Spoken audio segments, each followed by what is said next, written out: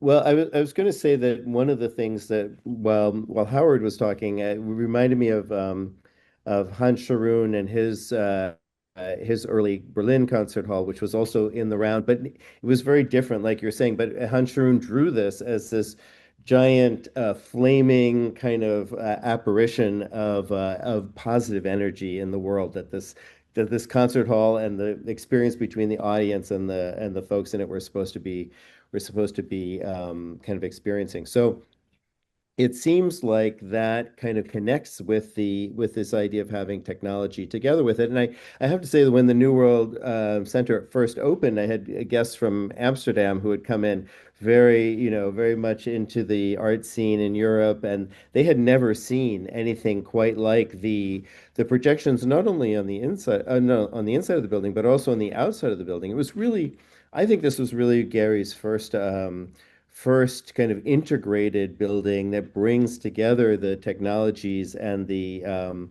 and the building forms into this new experiential, really in this kind of, in the spirit of like the drawings of some of his earlier predecessors, who I'm sure he would have been happy to be associated with. But yeah, and I think that, since this time, obviously the Disney Concert Hall and in LA has had projections on the exterior of it, and it's Refik Anadol, who we just had a conversation with at Design Miami, was talking about that and showing his work, and others do that too. So I think it kind of opened up in a in a very interesting and wonderful way. I was not strange at all now that we've experienced it, but this opportunity. So.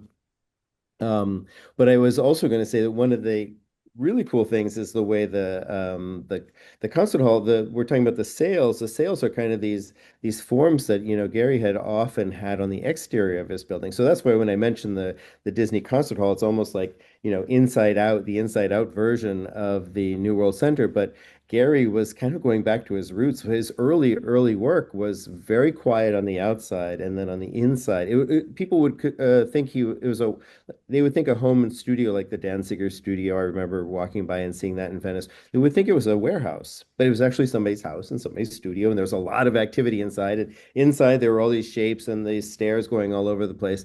And it was really kind of this idea. It almost seems to me like what helped to make this a special technology architectural work was Gary going back to maybe going back to his very early days as an architect, and going back to the times maybe just after he was a babysitter for MTT.